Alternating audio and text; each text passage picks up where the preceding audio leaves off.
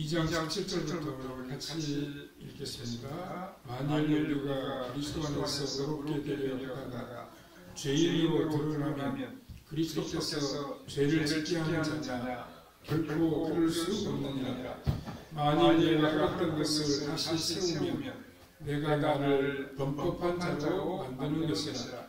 내가 율법으로 말미암아 율법에 대하여 죽었나니 이는 하나님께 대하여 살려 함이라. 내가 그리스도와 함께 십자가에 못 박혔나니 그런저는 내가 사는 것이 아니요 오직 내 안에 그리스도께서 사시는 것이라. 이제 내가 육체 가운데 사는 것은 나를 사랑하사 나를 위하여 자기 자신을 버리신 하나님의 아들을 믿는 믿음 안에서 사는 것이라. 내가 하나님의 은혜를 패하지 아니하노니 만일 그렇게 되는 것이 율법으로 말미암으면 그리스도께서 헛되이 죽으셨느니라. 아멘. 여기까지 말씀입니다. 오늘은 돌이킬 수 없는 신앙이라는 제목으로 잠시 말씀을 생각해 보겠습니다. 유대교는 사람들에게 생각할 여유를 주지 않습니다. 무조건 큰 소리로 명령을 할 뿐입니다. 그리고 그 명령대로 행하지 아니하면 아주 무섭게 책망을 하고 정죄를 했습니다. 그렇기 때문에 무조건 유대교 체제에 순응하는 길밖에 다른 방법이 없었습니다. 그러다가 복음을 들었을 때 어떻습니까? 처음에는 자유가 그렇게 좋을 수 없습니다. 너무 기뻐서 눈물이 날 정도였습니다. 그러나 시간이 지날수록 이 복음은 참으로 불편하다는 것을 깨닫기 시작합니다. 왜냐하면 생각할 것이 너무나도 많기 때문입니다. 모든 것이 다 기계적이지를 않습니다. 하나하나 자기 스스로 생각을 해서 결단을 내려야 합니다. 생활이 늘어지기 시작하고 옛날에 비하여 무엇이 좋은지 하나도 알 수가 없습니다. 그때 나타나는 현상이 무엇입니까? 옛날의 그 유대교 안으로 다시 돌아가려고 하는 것입니다. 옛날에 아무런 생각 없이 시키는 대로 하던 그 안정된 삶으로 다시 돌아가고 싶은 것입니다. 그런데 사도 바울은 결코 우리의 신앙이 과거로 돌아갈 수 없다고 말씀하고 있습니다. 그것은 복음 안에서의 느슨함 혹은 불분명함 그것만이 전부가 아니기 때문입니다. 우리 함께 오늘의 말씀을 상고하면서 우리 주님께서 우리에게 가르쳐주시는 바를 깨달을 수 있어야 하겠습니다. 첫 번째로 그리스도 안에 혼란이 있을 수 있습니다.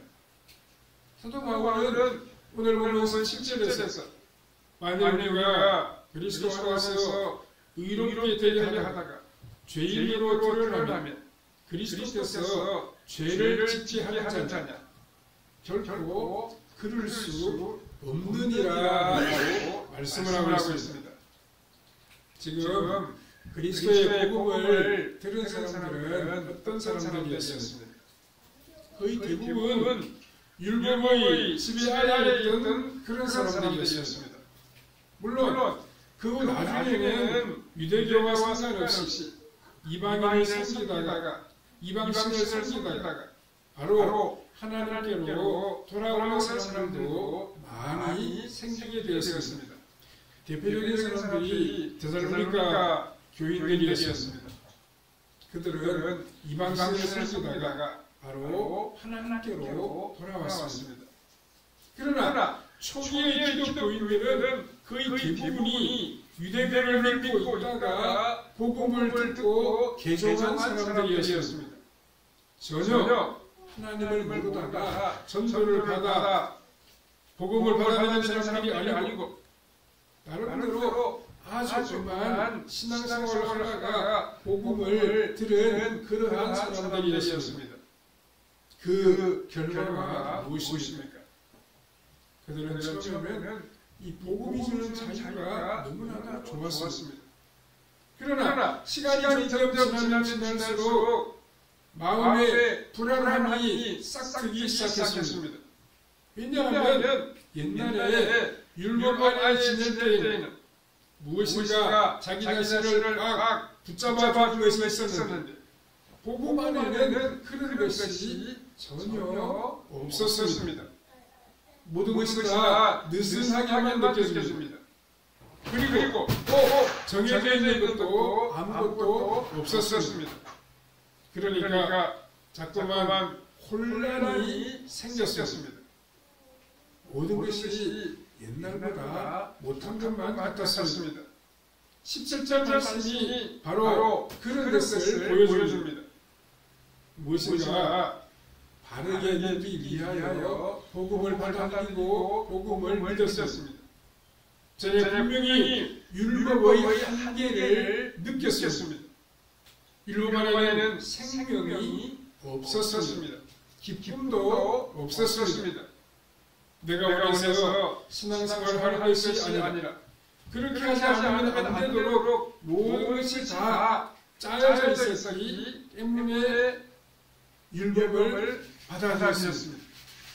그런데 바울의 복음이 들렸습니다.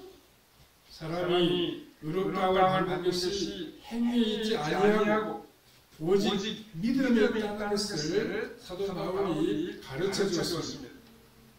그래서 과감하게 결단을 내려 복음을 믿었습니다. 복음을 받아들였습니다. 그런데 좀 시간이 지나고 보니까 모든 것이 다 옛날보다 못한 것만 같았습니다. 가장 문제는 계속적인 혼란입니다. 옛날에는 무엇인가 자신을 꽉 잡아주는 것이 있었고 이렇게 하면 이렇게 된다는 코스가 눈에 뚜렷이 보였는데 이제는 그런 것마저 없었습니다. 오히려 신앙이 더 못해진 것만 같습니다. 그러면 그리스도가 우리로 하여금 신앙이 더 나빠지게 하는 것입니다. 한 걸음 더 나아가서 신앙생활을 잘하는 사람들을 유혹해서 타락하게 만드느냐 하는 것입니다. 그런데 본문은 결코 그럴 수가 없다고 명확하게 말씀하고 있습니다. 그 이유가 무엇입니까? 율법 안에서의 신앙은 자신의 판단이나 책임 같은 것이 전혀 없었습니다. 하나의 거대한 기계의 부속성과 같이 되어서 우리의 의사와 생각과는 관계없이 그런 신앙을 강요당했던 것입니다. 물론 이것이 신앙이 없는 것보다는 나을지 모르겠습니다. 그러나 우리 하나님을 기쁘시게 할 수는 없습니다. 복음이라는 것이 무엇입니까? 그 매였던 사슬을 다 끌어버리고 자기 스스로 하나님을 기쁘시게 할 수 있는 것을 생각하고 찾아서 하는 것입니다. 이제는 어느 누구도 이래라 저래라 하는 그런 사람이 없습니다. 복음은 우리의 육경에 있었던 사고를 풀어놓습니다. 스스로 무엇인가를 알아서 하도록 만듭니다. 그때 파고 들어오는 것이 무엇입니까? 우리 인간의 게으름과 죄악성입니다. 그리스도께서 우리의 사고의 틀을 깨고 참된 자유를 허락해 주셨습니다. 그런데 그 기회를 누려 게으름 또는 무책임한 죄의 본성이 파고 들어와서 우리를 이전보다 더욱 게으르고 신앙적으로도 열심히 없는 자로 만들었다고 하면 그 책임이 과연 그리스도께 있느냐 하는 것입니다. 다시 말해서 그런 혼란으로 말미암아 또다시 율법의 지배 아래로 들어가야 하겠느냐라고 하는 말씀입니다. 하나님을 전혀 모르다가 하나님을 새롭게 한 사람은 옛날의 습관들을 다 버리기가 참 어렵습니다. 그러나 어떤 강한 신앙의 체계 아래에 있다가 복음 안으로 들어온 사람들은 복음이 주는 자유로 혹은 그 무질서함이 적응이 잘 안 된다는 것입니다. 그래서 복음 때문에 혼란을 겪고 갈등을 겪는 사람들이 많이 생겨나게 되었다는 것입니다. 두 번째로 신앙은 과거로 돌아갈 수 없습니다. 사도 바울은 이러한 혼란 때문에 다시 옛날의 체제 아래로 돌아갈 수 없다고 오늘 본문에서 선언하고 있습니다. 18절을 보시면 만일 내가 해왔던 것을 다시 세우면 내가 나를 범법한 자로 만드는 것이라 이렇게 말씀을 하고 있습니다. 허락한 것을 다시 세우는 것, 곧 한번 부정했던 것을 어떤 이유이든 다시 채용할 수밖에 없다면 그것은 자기 자신이 범죄자가 되는 것입니다. 가장 무서운 죄가 무엇이겠습니까?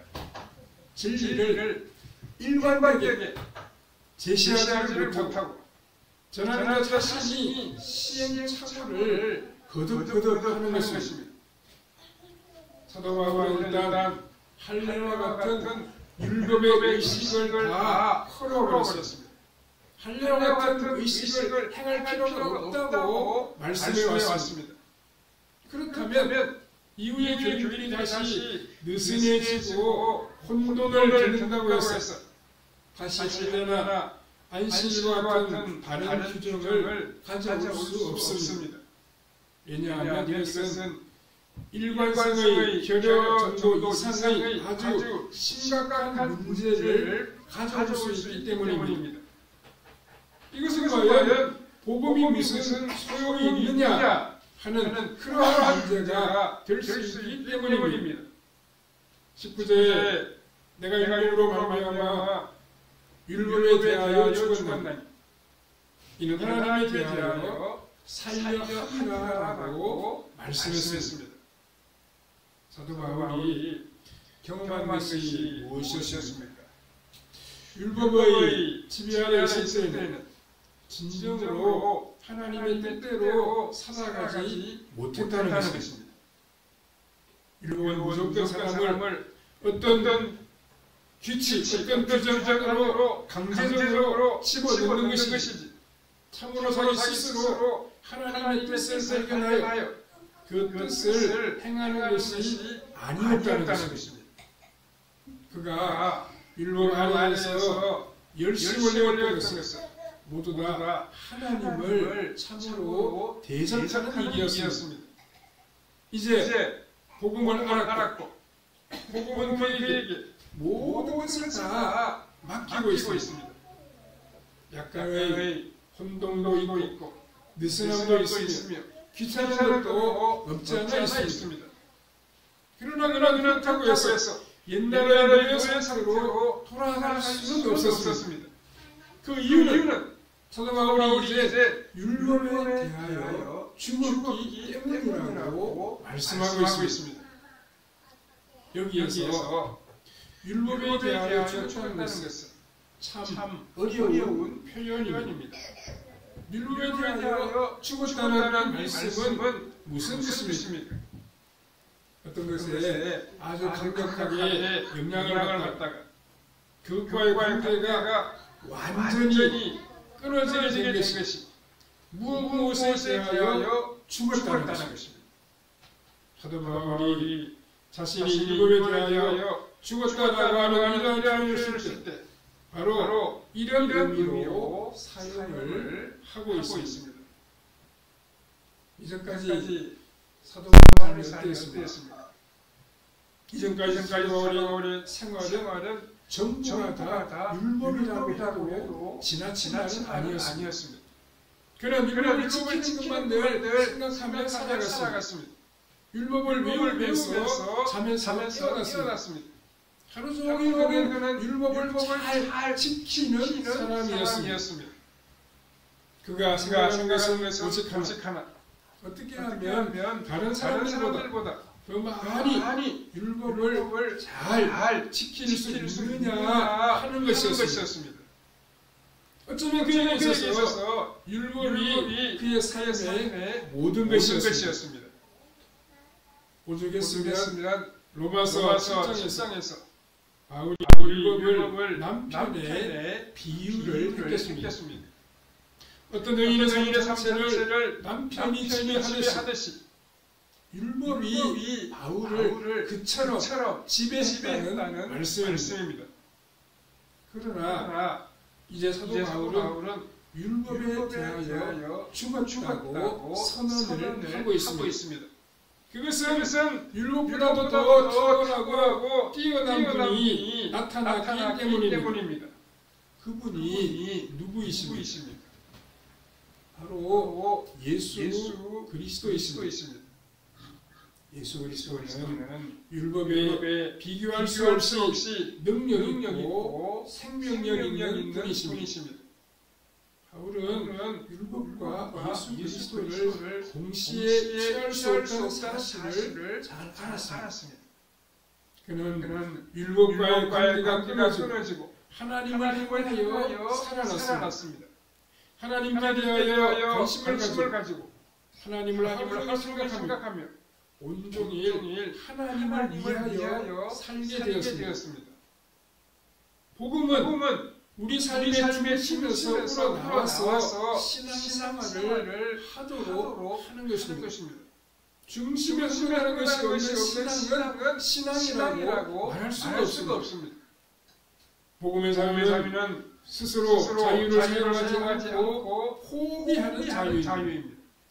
말할 것을 말하지 않고 즐길 것을 즐기지 아니하고 소유할 것을 소유하지 않고 스스로 자발적으로 다른 사람의 종이 되는 자유입니다.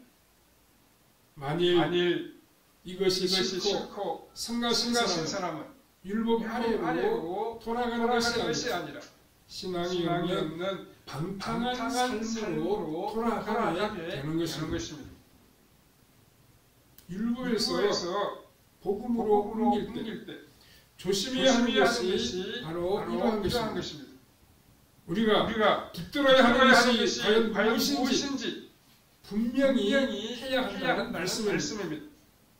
이것저것 여러 가지를 붙들려고 하면 다시 튕겨 나가버릴 수 있습니다. 우리는 단 하나만 붙들어야 됩니다.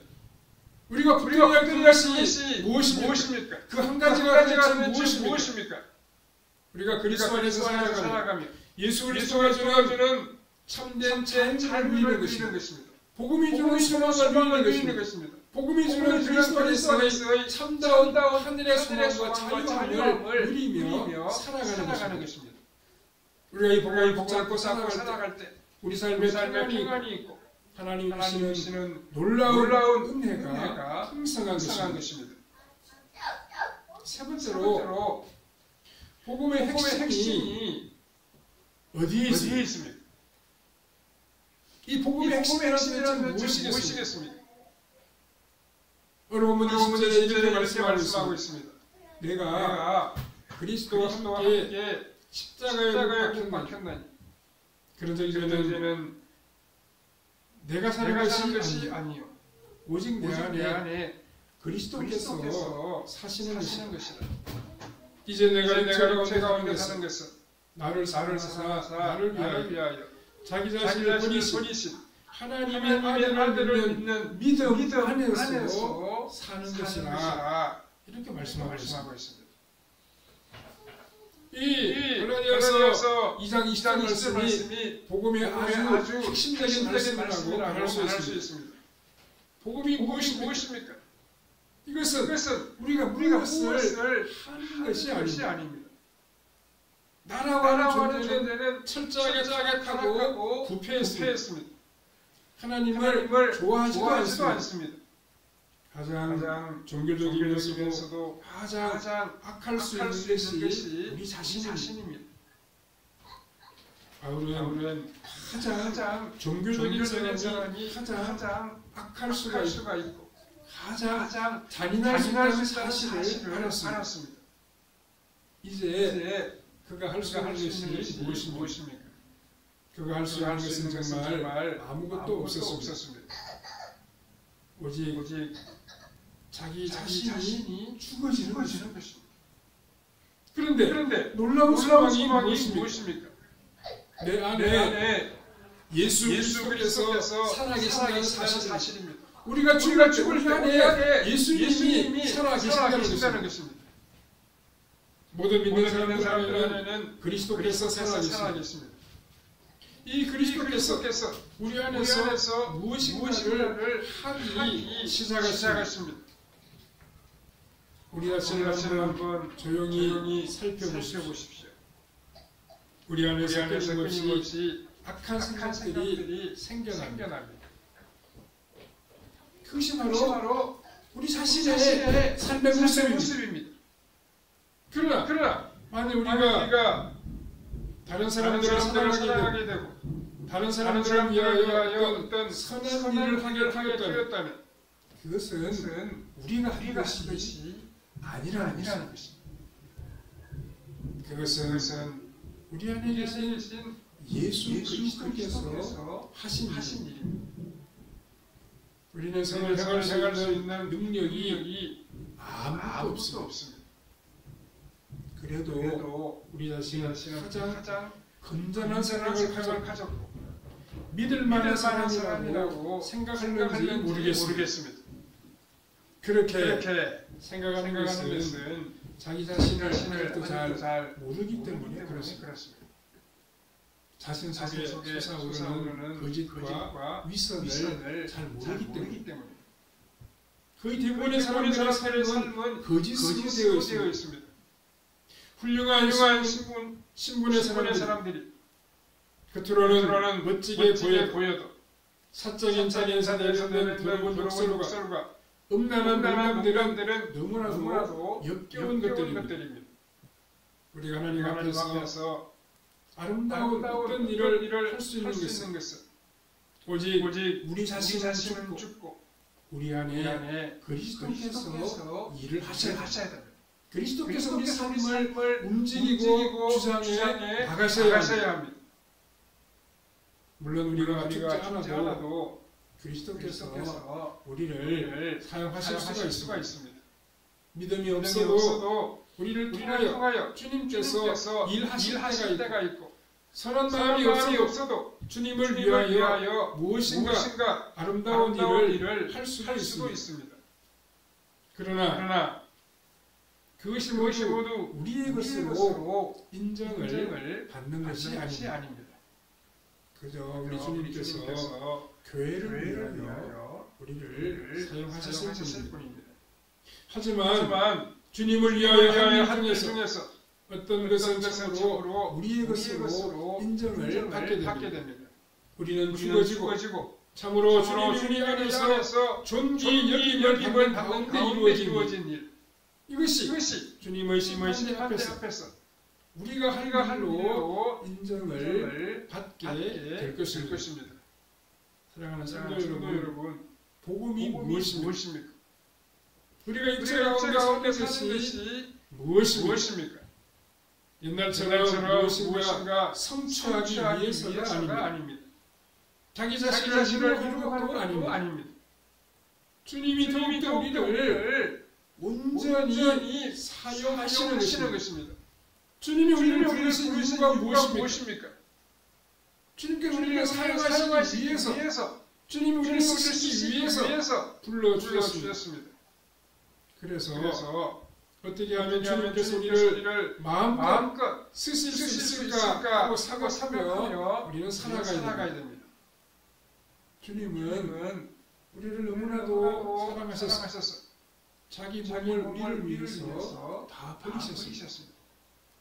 그 주님은 우리에게 우리도 우리 몸을 내어 놓을 것을 요구하십니다. 신앙을 어떤 틀 안에 가두어두고 자기 마음대로 사는 것은 율법도 아니고 복음도 아닙니다. 종교적인 위선이라고 말할 수 있습니다. 복음 안에서 우리에게 이래라 저래라 강요할 사람은 아무도 없습니다. 그러나 내면 깊은 곳에서 나오는 소리를 한번 들어보십시오. 그 소리는 주님께서 우리에게 말씀하시고 명령하시는 소리입니다. 모든 중요한 것은 우리 마음속에 있습니다.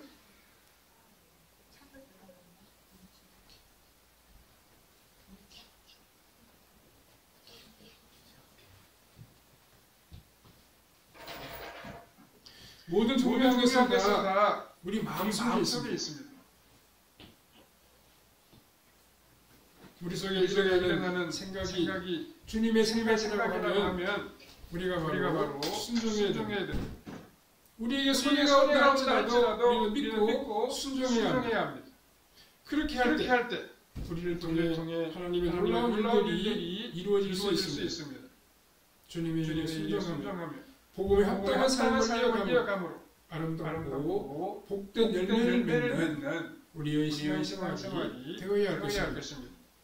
믿음으로 복음을 위해 주님의 나라 확장을 위해 헌신함으로 하나님께 큰 영광을 돌려드리는 성도님들의 삶이 다 되시기를 바랍니다.